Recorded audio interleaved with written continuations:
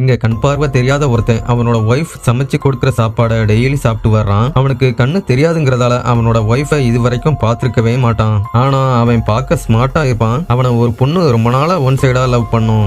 அவன் கிட்ட உனக்கு கண்ணு தெரிஞ்சதுக்கு அப்புறம் ஒரு முக்கியமான விஷயம் புரியும்னு சொல்றான். ஆனா அவ சொன்ன விஷயத்த பெருசா கண்டுக்காம போயிடுறான். அடுத்த நாள் அந்த பொண்ணு அவன் ஒர்க் பண்ற மசாஜ் சென்டருக்கு வந்து மசாஜ் பண்ணிக்கிறான். அப்பவும் அவன் கிட்ட உனக்கு கண் பார்வை வந்துச்சுன்னா தான் உன் ஒய்ஃப் எவ்வளவு அசிங்கமா இருக்கிறான்னு உனக்கு தெரியும்னு அவனை பிரெயின் வாஷ் பண்றான். அதை கேட்டதுக்கு அப்புறம் அவன் கொஞ்சம் கன்ஃபியூஸ் ஆக ஆரம்பிக்கிறான். அதுக்கப்புறம் அவன் கிட்ட மலைக்கு மேல இருக்கிற கோயிலுக்கு 100 நாள் நடந்து போய் வேண்டிக்கிட்டா கண்டிப்பா கண் பார்வை திரும்பவும் கிடைக்கும்னு சொல்றான். அன்னைக்கு அவன் வீட்டுக்கு வந்ததுக்கு அப்புறம் அவனோட ஒய்ஃப் கிட்ட அவனோட ஃப்ரெண்டு ஒருத்தவங்க சொன்னாங்கன்னு மலைக்கு மேல இருக்கிற கோயில்ல போய் கண் பார்வை தெரியறதுக்காக வேண்டிக்க போறதா சொல்றான். அதை கேட்டதும் அவளோட ஃபேஸ் சடனா சேஞ்ச் ஆகுது. ஏன்னா 30 வருஷமா அவனுக்கு கண் பார்வை தெரியாம இருந்ததால அவனோட ஒய்ஃப் எப்படி இருப்பான்னு கூட அவனுக்கு தெரிஞ்சிருக்காது. ஒருவேளை கண் பார்வை வந்துச்சுன்னா நம்மளை வெறுத்துருவானோன்னு அவன் பயப்படுறான். அதுக்கப்புறம் அவன் கிட்ட நான் அசிங்கமா இருந்தா என்ன பிடிக்குமான்னு அவன் கிட்ட கேட்க பதிலுக்கு அதை அப்புறம் பாத்துக்கலாம்னு சொல்றான். அடுத்த நாள்ல இருந்து அவன் மழை வெயில் கூட பார்க்காம அந்த மலை ஏறி அங்க இருந்த கோயில்ல போய் வேண்டிக்க ஆரம்பிக்கிறான்.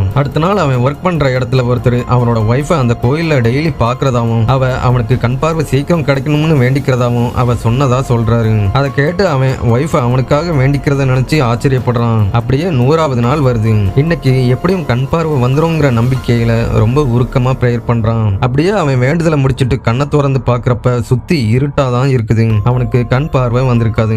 வீட்டுக்கு வந்து அவனோட ஒய்ஃப் கிட்ட 100 நாள் மலையேறி வேண்டினதுக்கு அப்புறமும் எந்த பலனும் இல்லைன்னு வருத்தப்படுறான். அப்போ சடனா அவன் கையில இருந்த கோயில்ல இருந்து கொண்டு வந்த ஆசீர்வாத கல் ஒண்ணு கீழே விழுது. அவன் குனிஞ்சு அதை எடுக்கிறப்ப சடனா அவனுக்கு திரும்பவும் கண்ணு தெரிய ஆரம்பிக்குது.